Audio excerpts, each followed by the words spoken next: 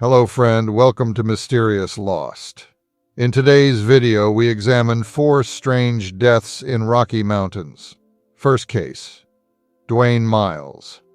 On October 19, 2021, 78-year-old Dwayne Miles told friends he was going on a day hike and would be hiking off-trail south of the Graves Creek campground in Exeter in Olympic National Park, near Graves Creek Corral. He was reported missing when he didn't come back the next day. The last time anyone saw him was on October 19th at the Graves Creek trailhead, wearing a camouflage jacket and the black rain pants.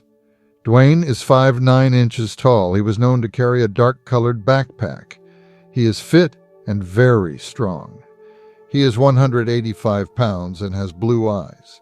A skilled hiker who often goes off-trail alone to look for shed elk handlers. His car was left at the Graves Creek campground, which is where the search is focused. His friends were looking for him on their own, while dog teams and people on foot did a lot of searching. As well, no one found a single clue about where Dwayne was. On the 20th, the search was led by the National Park Service and SAR teams from Olympic Mountain, trackers from Rescue Everett Mountain and the Olympic Corrections Center. Late on Saturday, November 22nd, a new search began with a quick look around his car. Sunday's windy, rainy weather slowed down the search, but on Monday the search was stepped up but still didn't find anything. Anyone who has been to the Graves Creek area since October 19th or who knows anything about the case is asked to come forward. Anyone who knows where Dwayne Miles is can call 888-653-0009. First case is about Dorothy K. Turner and Heidi Turner. Family members said that Dorothy K. Turner and her daughter Heidi took a strange route through Idaho when they left Pendleton, Oregon, to go to Utah in late October 2021. Family members said that the mother and daughter were missing on November 3rd. They hadn't called him on his cell phone like they had done the whole trip, so they were thought to be missing and put the police in danger. Put out to look for the 2 people in their car, a 2015 Gold Chrysler Town and Country with Oregon license plates. A truck driver said he saw a car that looked like Dorothy K. Turner and Heidi's at a little Stinkers truck stop near Exit 13 on Interstate 84 near Payette. On Friday, November 5th at 11:45 a.m., the Kootenai County Sheriff's Office got a call that a hunter had found a body in the Panhandle National Forest in the Solitary Sandal area. When police looked into it more, they found a broken-down car nearby with Heidi Turner inside. Later, it was confirmed that the dead person was her mother, Dorothy K., and that she died from being out in the weather. Heidi said that she and her mother got lost in the northern Idaho forest because they were following a route they didn't know because their GPS told them to. Once the car broke down and they were stuck, they couldn't go any further. Dorothy left to try to find help and told Heidi to stay in the car so that she wouldn't be exposed to the same things that killed Dorothy. In the end, Heidi didn't know that her mother had died while she was looking for help. I thought she would return at some point. Third case, Joshua Simiskey. In late 2019, 41-year-old Joshua Simiskey was having a hard time. He was struggling with addiction and had just been kicked out of his father's house because he had nowhere else to go. He started sleeping in his car and driving around looking for a couch or a floor to sleep on. His mother, Janie Marvin, put $3,000 into his bank account in early October after he told her he needed the money to help a woman he had met. The woman has not been named, so we will call her Miss X. How long this episode is, on October 7th, a park ranger from the Olympic National Park picked up Joshua and dropped him off in the Shadow Mountain area of the park. According to the missing NPF, Joshua didn't have any supplies with him and wasn't dressed right for hiking or camping. Joshua was walking around barefoot, so they told him it wouldn't be safe to camp.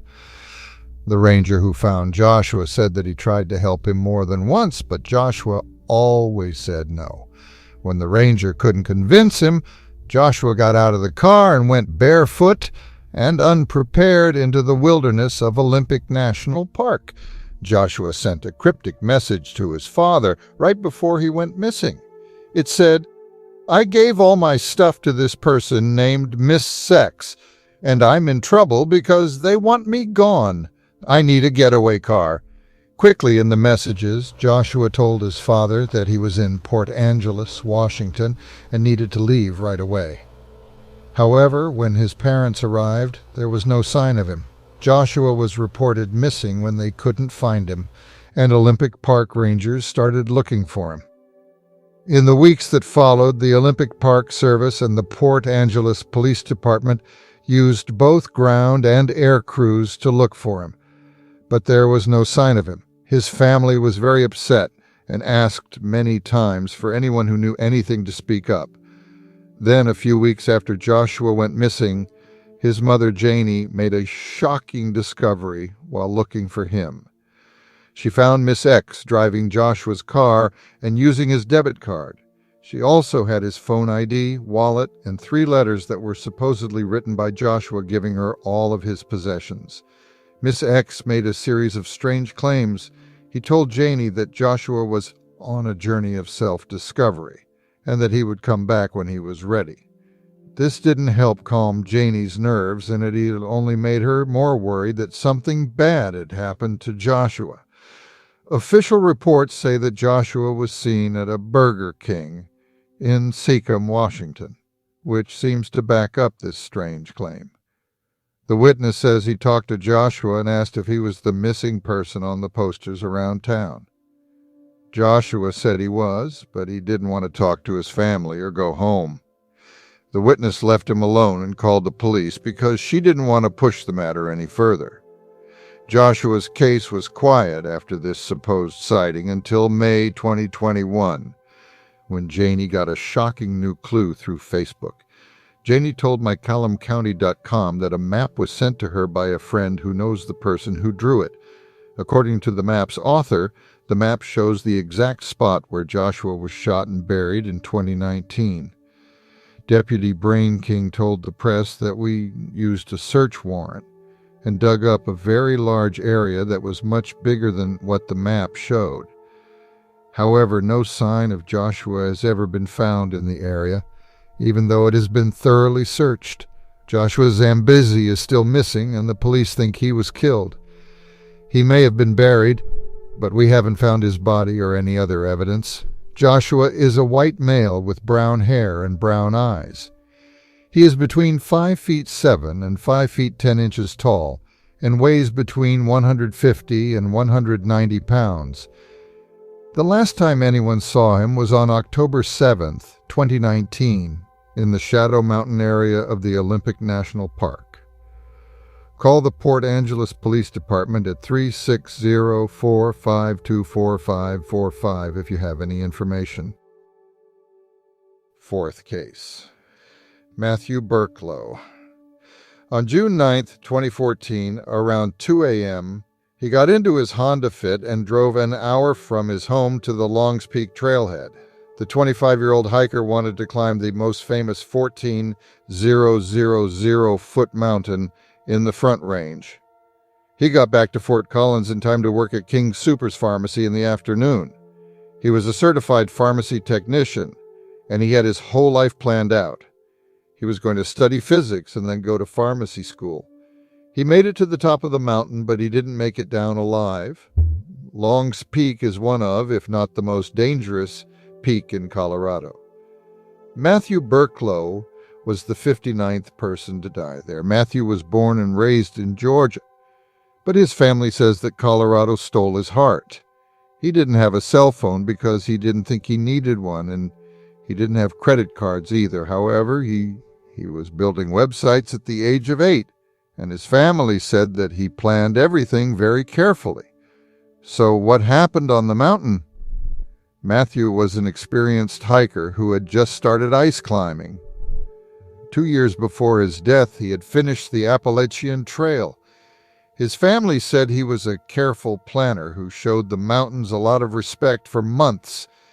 Matthew had planned the 160-mile trip from Georgia to Maine along the Appalachian Trail, where he could get more food and how much he needed, how many miles he could drive in a day, where he'd meet his wife Haley, who would drive from Tennessee on the weekends with fresh supplies, and where they'd spend Saturday nights together. Everything that Matthew did, he did well, and if he couldn't be the best at it, he didn't do it. Let's go back to that terrible day in June 2014. Matthew was called fancy on the trail because he planned everything out and had the best and newest outdoor gear. He climbed the 259-foot-long peak on his own, even though winter conditions warned hikers to bring crampons, a helmet, and an ice axe. He had all of those things except the helmet, which he didn't pack until after he found Matthew's body. Search and rescue rangers from Rocky Mountain National Park looked into the fatal accident. As they put together the clues they had, they found photos of Matthew smiling on the summit. After 2 failed attempts, it reached the highest point in Rocky Mountain National Park. It was ranked by Fortiners.com as the 14th most difficult of Colorado's 54 14 ERs, which are peaks that are 14,000 feet or higher. Even though it was June, there were still winter conditions on Long's Peak on the evening of June 8th, just before Matthew left Fort Collins for the trailhead.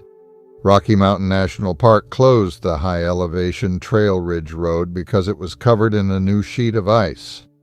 About a foot of snow covered the trough, the narrows, and the ledges section of the Keyhole route. On the last part of the climb, a steep slab of granite near the top was covered in ice in many places. Matthew fell from the ledges of the mountain, which were a series of narrow ledges with a drop of 2,000 feet or more. Unfortunately, Matthew wasn't the first person to die in this spot.